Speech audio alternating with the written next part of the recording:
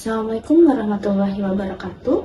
Perkenalkan, nama saya Arum Triutami dari jurusan Hubungan Internasional Fakultas Ilmu Sosial dan Ilmu Politik Universitas Jenderal Sudirman.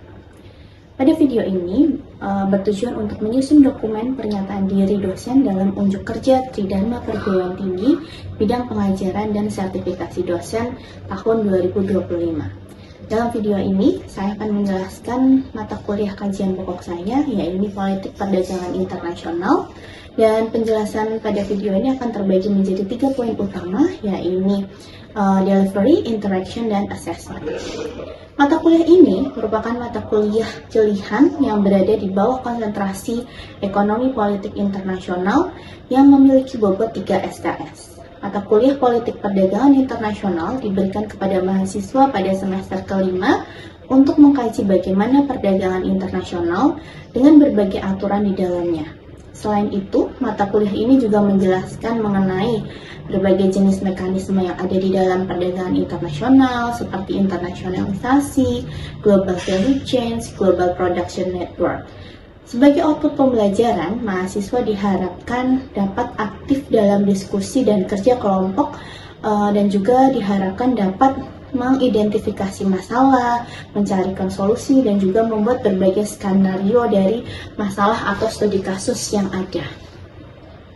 Dan untuk capaian pembelajaran mata kuliah ini terdiri dari 4 poin utama, yaitu mahasiswa mampu menjelaskan arti dan kebijakan dalam perdagangan internasional, mahasiswa mampu menjelaskan berbagai isu terkini mengenai perdagangan internasional, mahasiswa mampu menjelaskan berbagai mekanisme sebuah bisnis internasional yang berjalan. Dan yang terakhir adalah mahasiswa mampu menjelaskan berbagai permasalahan yang dihadapi dalam dinamika di dalam perdagangan internasional itu sendiri. Untuk materi perkuliahannya, pada pertemuan pertama akan dijelaskan mengenai RPS dan kontrak perkuliahan. Pertemuan kedua, rezim dari perdagangan internasional. Pertemuan ketiga, ada isu-isu kontemporer dari perdagangan internasional. Pertemuan keempat, ada sistem ekonomi politik nasional setiap negara-negara di dunia, baik itu negara berkembang dan negara maju. Lalu pertemuan kelima akan dijelaskan mengenai sistem perdagangan global. Pertemuan keenam akan dijelaskan mengenai jenis-jenis dari proteksionisme. Pertemuan ketujuh berisi mengenai Global Business Organization. Pertemuan ke-8 ada Internationalization of Global Trade. Dan pertemuan ke-9 ada Global Strategic Analysis. Pertemuan ke-10 ada Global Investment. Pertemuan ke-11 ada Global Production Network. Dan pertemuan ke-12 ada studi kasus mengenai bagaimana Lenovo memasuki kompetisi global. Dan pertemuan ke-13 ada studi kasus juga yang berisi mengenai Danone dalam mengorganisir kompetisi global. Selanjutnya di pertemuan terakhir sebelum UAS ada studi kasus mengenai Indofood dalam membuat pasar global.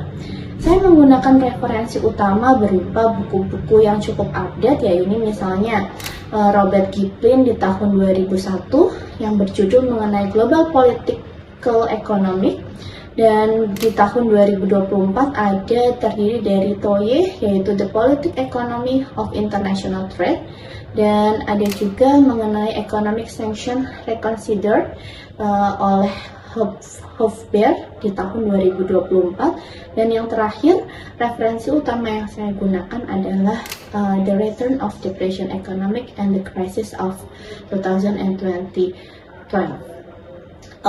di tahun 2023. Kemudian untuk delivery, masuk ke delivery yaitu bagaimana cara penyampaian materi pembelajaran. Sistem pembelajaran yang saya gunakan sebagian besar adalah sistem sinkronus, di mana nantinya saya akan memadukan dengan asinkronus dengan menggunakan LSM yang dimiliki oleh Unsur, yaitu LDRU. Dan mata kuliah ini merupakan sebuah mata kuliah dengan metode pembelajaran case-based learning atau CBL, di mana dosen akan memberikan berbagai contoh kasus kepada mahasiswa dan nantinya mahasiswa bisa mendiskusikan dalam sebuah kelompok. Setelah itu, kelompok tersebut bisa menganalisis menggunakan konsep atau teori yang telah dijelaskan sebelumnya. Diskusi akan terjadi pada saat kelompok yang akan presentasi melakukan presentasinya. Kelompok lain akan memberikan pertanyaan untuk menjadi bahan diskusi bersama. Untuk masuk ke dalam interaction, yaitu interaksi antara mahasiswa dan dosen, di dalam kelas saya akan selalu mengutamakan bagaimana interaksi yang terjalin secara tatap muka bisa berjalan dengan nyaman. Saya akan selalu aktif memberikan umpan balik kepada mahasiswa, baik itu di awal, di pertengahan, maupun di akhir penjelasan. Saya akan selalu menanyakan kepada mahasiswa apakah mereka sudah paham atau belum, dan membuka ruang diskusi selebar-lebarnya. Di saat perkuliahan berjalan, mahasiswa juga bisa menanyakan hal-hal yang belum mereka pahami dengan benar. Dengan hal ini, diskusi yang terjadi atau kelas yang terjadi bisa berjalan secara dua arah, sehingga mahasiswa bisa melakukan diskusi dengan nyaman, baik itu antar mahasiswa maupun dengan dosen. Lalu untuk assessment atau penilaian terhadap mata kuliah ini dapat diukur berdasarkan bagaimana kemampuan dari mahasiswa dalam menyelesaikan ujian tengah semester, ujian akhir semester, maupun partisipasi aktif di kelas dan juga pada saat project case-based learning yang telah diberikan. Untuk komponen penilaiannya sendiri, sebagian besar sebanyak 30% akan ditekankan pada hasil proyek, yaitu case-based learning. Kemudian ada partisipasi aktif sebesar 10% dan UTS serta UAS mengambil masing-masing 30%. Komponen penilaiannya menjadi yang paling awal disepakati, yaitu pada saat pertemuan pertama, dan penilaiannya harus dilakukan secara objektif dan transparan. Rubrik penilaian dan juga RPS dapat diakses oleh mahasiswa di LDRU pada mata kuliah tersebut. Untuk selanjutnya, silahkan kita saksikan bersama-sama tampilan dari video perkuliahan saya mengenai mata kuliah Politik Perdagangan Internasional pada pertemuan ke-8 dengan tema internasionalisasi dari perdagangan global. Selamat menyaksikan. Assalamualaikum warahmatullahi wabarakatuh. Waalaikumsalam warahmatullahi wabarakatuh. Selamat siang semuanya. Siang. Kembali lagi bersama saya dalam mata kuliah Politik Perdagangan Internasional. Ini merupakan minggu ke-10 di mana kita akan mempelajari mengenai Global Investment Strategy. Setelah kemarin kita belajar mengenai internasionalisasi dan lain sebagainya. Nah, minggu ini kita akan belajar mengenai Global Investment Strategy. Pertemuan ini membahas mengenai bagaimana sebuah perusahaan multinasional melakukan investasi di berbagai negara. Kalian bisa sebutin apa aja contoh dari MNC? Apa Amanda? McD, KFC. Selain itu, selain yang di bidang food and beverage, Samsung, Apple, ya. Oke, Toyota itu yang tadi di bidang manufaktur. Nah, kenapa perusahaan-perusahaan tersebut memilih untuk investasi di luar dan juga mengembangkan bisnisnya? Nah, itu akan kita pelajari hari ini. Apa yang dimaksud dengan Global Investment Strategy? Jadi, untuk memaksimalkan sebuah value dari sebuah perusahaan, maka biasanya mereka akan melakukan investasi di berbagai negara. Kenapa mereka melakukan investasi? Pertama, agar meluaskan pasarnya.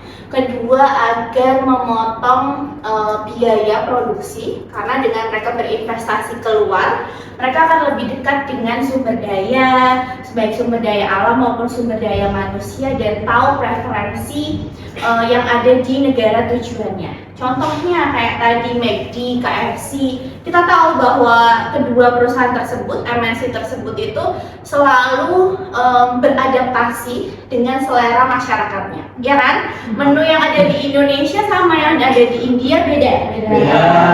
Nah, kalau di Indonesia ada saus cabenya, karena orang Indonesia suka sama yang seleranya pedas, gitu ya. Nah, kalau di India mungkin rempahnya yang lebih diutamakan gitu, karena memang seleranya mereka seperti itu. Itu yang dimaksud bagaimana Global Investment Strategy dilakukan. Apa yang dilakukan sebuah MNC di Indonesia itu akan berbeda dengan yang dilakukan di negara lainnya.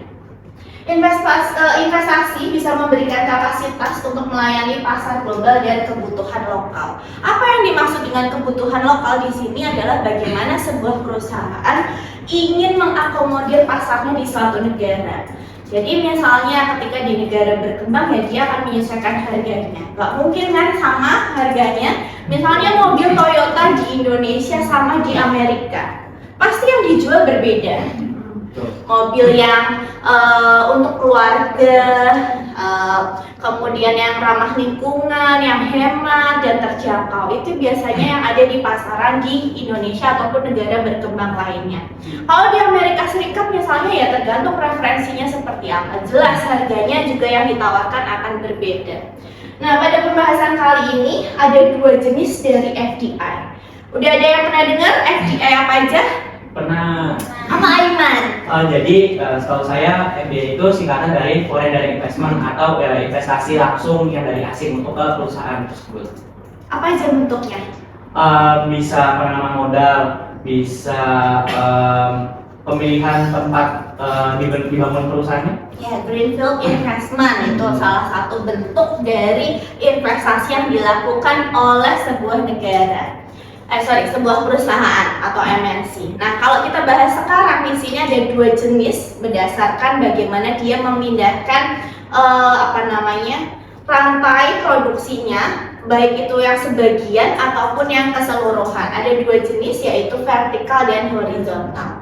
Kalau secara logika horizontal berarti ibaratnya setara gitu. Jadi apa yang ada di Indonesia atau misalnya Toyota di Jepang itu sama kayak yang ada di Indonesia. Apa yang disamakan? Yaitu dari segi produksi, distribusi, kemudian juga research and development-nya gitu. Itu yang dilakukan di dalam FDI horizontal. Nah, kalau FDI vertikal itu memindahkan sebagian rantai produksinya.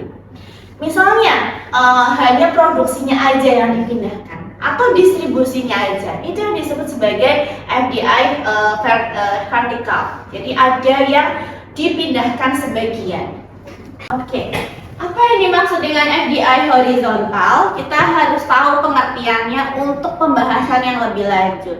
Untuk mengetahui mana nih perusahaan yang FDI-nya horizontal, mana yang vertikal. Nah, kalau yang horizontal, kenapa kira-kira gambarnya sama?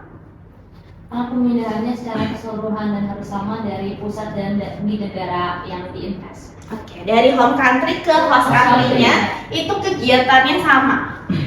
Kebanyakan adalah perusahaan otomotif, Toyota, Honda, itu sama. Apa yang dilakukan di Jepang, misalnya Honda di Jepang sama di Indonesia itu sama. Dia memproduksi research and development-nya juga, kemudian distribusinya juga, itu sama yang dilakukan. Misalnya kenapa research and development ditaruh di Indonesia? Padahal itu kan seharusnya hal yang vital, ya kan? Karena agar tahu kebutuhan masyarakat Indonesia. Misalnya motor di negara maju mungkin nggak begitu laku. Tapi kalau di negara seperti Indonesia itu sangat laku. Apalagi kalau yang harganya terjangkau, kemudian matic gitu ya, yang irit itu pasti laku. Nah, itu research and development-nya kenapa sama-sama ditaruh baik di home country-nya maupun di host country-nya. Ini FDI horizontal membuat adanya global network of production and distribution fasilitas dari sebuah perusahaan. Jadi semakin dia melakukan FDI horizontal berarti semakin banyak juga si global production network-nya, atau nanti kita kenal sebagai GPN ya. Nanti kita bahas di pertemuan selanjutnya. Nah, kemudian perusahaan bisa mendapatkan manfaat dari kedekatan dengan sumber daya yang penting atau dekat dengan pemasok suku cadang, layanan, dan juga teknologinya. Kalau misalnya di Indonesia jelas sumber daya alamnya berlimpah gitu ya, dan juga sumber daya manusianya masih murah. Itu yang menyebabkan kenapa banyak perusahaan otomotif yang membuka pasarnya di Indonesia. Selain itu, pasar di Indonesia masih sangat besar untuk dieksplor. Itu yang mengapa banyak sekali perusahaan otomotif masuk ke Indonesia. Kemudian sebagai respon terhadap perubahan dalam kondisi biaya lokal atau fluktuasi permintaan. Misalnya Honda tuh tahu di Indonesia tuh pasarnya sangat besar, sehingga dia membuka seluruh aktivitasnya yang ada di Indonesia karena dia tahu bahwa potensi pasar Indonesia masih sangat besar. Kemudian apa yang dilakukan di dalam FDI horizontal? Ketika sebuah perusahaan mendirikan fasilitas yang sama persis di home country dan host country-nya, itu bisa dilakukan dengan berbagai cara. Salah satu caranya adalah merger and acquisition. Jadi dia bisa mengakuisisi perusahaan yang misalnya udah mau kolaps gitu. Contohnya adalah biasanya dilakukan oleh perusahaan baja. Contohnya Mittal Steel. Mittal Steel itu adalah salah satu perusahaan terbesar baja terbesar di dunia. Dia sebesar itu karena melakukan merger and acquisition. Gimana caranya? Dia pergi ke negara berkembang, cari perusahaan baja yang udah mau bangkrut, diakuisisi dan dikembangkan. Itu dilakukan di berbagai negara. Itu bisa dilakukan. Sehingga apa yang dilakukan di home country-nya dan di host country-nya itu sama, tapi membuat adanya improvisasi dari perusahaan yang dia merger dan akuisisi tersebut. Itu bentuk dari sebuah FDI horizontal.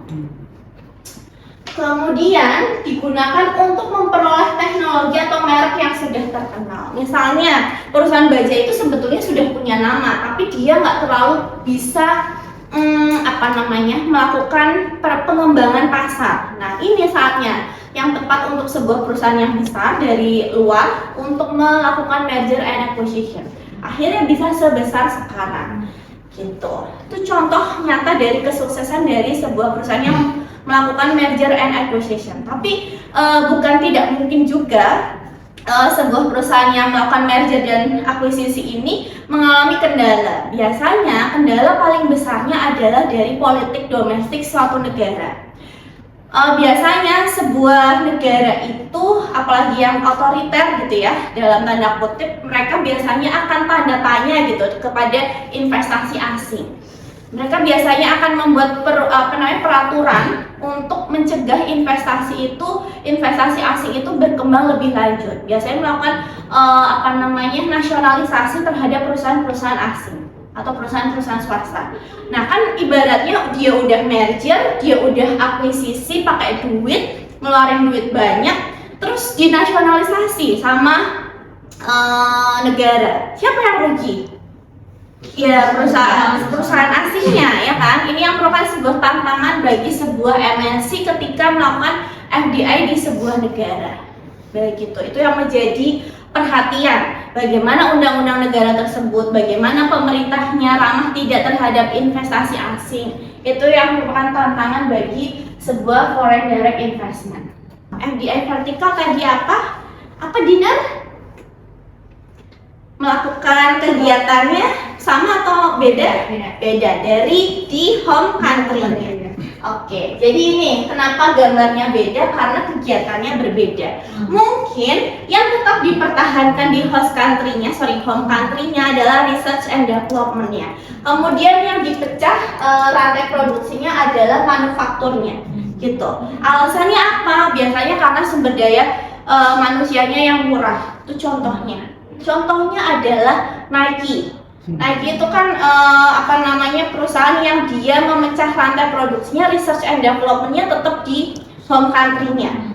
Gimana ngedesainnya, siapa yang mau kolaborasi, itu tetap dipegang sama home country-nya. Nggak diserahkan kepada pihak ketiga atau ke host country-nya.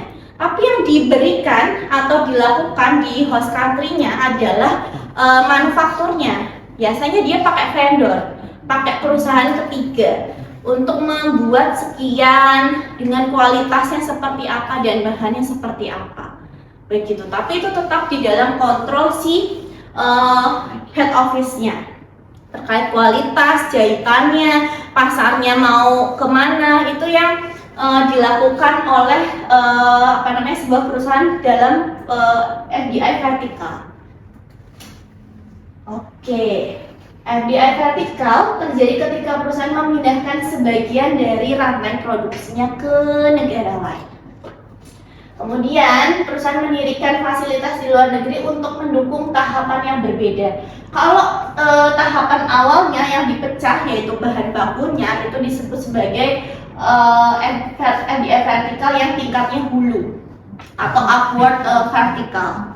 Kemudian kalau yang dipecah adalah distribusinya atau di tingkat akhirnya adalah backward vertical atau FDI vertical yang dihilir begitu. Itu contohnya bagaimana sebuah perusahaan mempertimbangkan mana yang akan dipecah rantai produksinya. Atau contohnya adalah perusahaan seperti Apple, Samsung. Mereka nggak bikin semuanya di Amerika atau di Korea, ya kan? Misalnya bikin chipsnya di Cina karena dia sudah menjadi salah satu negara penghasil atau pemproduksi chips terbesar di dunia karena dia punya sumber dayanya, teknologinya, dan juga buruh yang masih murah. Itu yang mengapa kemudian sebuah MNC memecah rantai produksinya karena pertimbangan ongkos yang murah dan kedekatan terhadap sumber daya alam. Contohnya Apple bekerja sama dengan Foxconn di Taiwan, gitu ya. Dia menyerahkan Foxconn ini untuk membentuk chips dari handphone yang diproduksi oleh Apple. Walaupun si desainnya atau teknologi kuncinya tetap dipegang oleh Apple, iya kan? Nggak pernah disentuh oleh pihak ketiga, tetapi selalu tetap mereka pegang. Tetapi produksi layarnya, kemudian baterainya, spare partnya itu diberikan ke pihak lain di negara-negara berkembang biasanya agar ongkos produksinya murah. Sering ya kita dengar bahwa sebetulnya untuk membuat satu buah handphone Apple, iPhone, itu cuman sekian dari harga jualnya. Misalnya 25 juta HP iPhone gitu ya. Sebenarnya produksinya cuma sekitar 2 juta, 3 juta karena mereka sudah punya pasar gitu ya, sebagai handphone yang punya teknologi bagus gitu kan, kameranya bagus sehingga harga berapapun orang mau beli. Paling yang di-upgrade dari iPhone yang terbaru sama yang seri sebelumnya kan paling memorinya, iya kan? Atau misalnya OS-nya ya, kemudian atau ketahanan baterainya. Hanya kayak gitu aja kan, gak ada yang signifikan karena ya mereka udah mau apa lagi nih gitu ibaratnya. Padahal mungkin dengan harga yang sama dengan merek Cina yang bagus juga udah dapat berapa itu HP Cina, ya kan? Itu contoh dari bagaimana ketika sebuah merek sudah punya pasarnya sendiri. Mau dia ngeluarin seperti apa dengan harga berapa ya orang akan terima. Atau misalnya merek-merek tas yang bagus gitu ya, yang ratusan juta, ya karena mereka udah punya pasarnya sendiri. Walaupun bentuknya menurut kita gitu-gitu aja, cuman beda warna, beda bahan, tapi ya tetap aja ada yang beli, ya kan? Silakan jika ada pertanyaan. Oke, silakan Manda. Perkenalkan, saya Amanda dengan NIM F1022014 ingin bertanya. Tadi kan Bu Arum sudah menjelaskan mengenai global strategy investment. Kemudian kira-kira apa sih yang dipertimbangkan oleh suatu negara ketika akan melakukan foreign direct investment? Oke, saya akan menjawab tadi pertanyaannya Manda, bagaimana ketika sebuah perusahaan itu memilih negara lain untuk berinvestasi, apa saja faktornya, gitu ya Manda ya. Oke, pertama yang dipertimbangkan oleh sebuah perusahaan adalah terkait dengan politik domestiknya. Bagaimana politik domestik dari negara tersebut, stabil atau tidak, pemerintahnya mendukung FDI atau tidak, kemudian terkait dengan stabilitas di sekitarnya. Itu juga yang mempengaruhi sebuah perusahaan akan berinvestasi atau tidak. Kemudian kedua adalah terkait dengan sumber daya manusianya. Selain murah, yang harus dipertimbangkan adalah SDM-nya kompeten atau tidak. Kita bisa bandingkan bagaimana Indonesia sekarang kalah dengan Vietnam karena sumber dayanya Vietnam itu ya sudah mendukung akan berbagai FDI yang masuk ke mereka. Kenapa Cina tetap menjadi sebuah negara dengan manufaktur terbesar? Ya karena tadi mereka sumber daya manusianya sudah kompeten di bidang tersebut. Ibaratnya ya nggak usah ngajarin lagi gitu kan. Kemudian faktor ketiga adalah sumber daya alam. Apakah negara tersebut menyediakan bagaimana bahan-bahan yang dibutuhkan oleh MNC tersebut dalam membuat sebuah produksi barang-barang mereka. Itu. Gimana Manda menjawab? Menjawab, Mas. Oke. Selanjutnya tadi ada pertanyaan dari Aiman. Silakan Aiman. Oke Bu, perkenalkan nama saya Aiman dengan NIM F1F022060. Yang jadi pertanyaan adalah, jika perusahaannya itu bergerak dalam bidang food and beverage, nah kira-kira foreign direct investment-nya itu dalam bentuk apa dan mengapa ya Bu? Terima kasih. Oke, saya akan menjawab pertanyaannya Aiman terkait tadi perusahaan food and beverage itu biasanya FDI bentuk apa dan mengapa mengambil bentuk tersebut, Betul. gitu ya? Betul. Oke, jadi perusahaan seperti food and beverage seperti KFC, McD itu melakukan bentuknya horizontal. Jadi mereka memproduksi research and development dan distribusinya sama dari host country dan di home country-nya dan host country-nya itu sama. Kenapa? Karena mereka agar tahu preferensi lokalnya seperti apa. Kemudian agar dekat dengan bahan bakunya. Sekarang ibaratnya gini, research and development-nya tetap di home country-nya. KFC Amerika Serikat sama di Indonesia. Kan mereka nggak tahu apa yang ada di Indonesia itu seperti apa. Sehingga mereka akan lebih cocok ketika FDI-nya adalah horizontal. Begitu. Oke? Terima kasih Bu. Oke. Selanjutnya tadi ada pertanyaan dari Ahya. Saya akan Oke, saya Yaditya, NIM-nya F1F02039, mau bertanya Bu. Tadi kan di sebelumnya penjelasan ada bagian faktor-faktor yang bagaimana perusahaan memilih negara-negara untuk di FDI-kan gitu. Salah satunya adalah keamanan atau kestabilan domestiknya. Nah, namun saya lihat beberapa kasus ada negara-negara yang tetap melakukan FDI itu di negara-negara dengan risiko tinggi. Kalau boleh tahu itu kenapa ya Bu bisa ada terjadi seperti itu? Ya, tadi pertanyaannya Ahya adalah kenapa perusahaan itu tetap berinvestasi ke negara-negara dengan resiko tinggi. Ibaratnya udah tahu negara tersebut sering konflik tapi kok tetap gitu ya. Nah, ini yang menjadi pertanyaan kenapa sebuah perusahaan itu tetap berinvestasi. Alasannya adalah ketersediaan sumber daya alam yang melimpah. Pertama itu, misalnya banyak sekali perusahaan minyak yang tetap melakukan kegiatan offshoring-nya di negara-negara berkonflik seperti di Afrika, di laut lepasnya Afrika, ya kan? Ya karena kekayaan sumber minyaknya ada di situ, gitu. Jadi ketika dia, menurut mereka, pertimbangan untung ruginya itu akan lebih untung ketika mereka tetap ada di sana, walaupun negara tersebut berkonflik. Pertama itu, kemudian yang kedua adalah pertimbangan pasar yang belum terlalu dieksplor. Negara-negara di Afrika kita tahu walaupun mereka secara ekonomi mungkin kurang gitu ya, tapi ibaratkan pasar di Asia ini udah mulai jenuh. Jadi mereka akan menjadikan Afrika itu sebagai alternatif. Contohnya adalah Indomie. Ya kan? Kenapa mereka tetap buka di Afrika? Padahal ya negara tersebut berkonflik. Secara ekonomi ya nggak jauh beda sama Indonesia gitu kan. Tetapi secara wujud nyata mereka hasilnya udah kelihatan bahwa pasar Indomie di Afrika itu sangat diterima. Bahkan banyak yang bilang Indomie itu dari sana. Saking Indomie ini jadi makanan sehari-hari, murah, micin ya kan, sangat disukai lidah-lidah orang Afrika gitu, sangat terjangkau sebagai bahan baku utama mereka untuk makanan sehari-hari. Itu yang menjadikan kenapa sebuah perusahaan tetap berinvestasi atau membuka pasar di negara-negara dengan resiko yang besar. Nah gitu, tetap hitungan untung ruginya ada. Nggak mungkin sebuah perusahaan itu tetap berinvestasi kalau rugi, ya kan? Jelas hitungan untung rugi tetap menjadi faktor utamanya.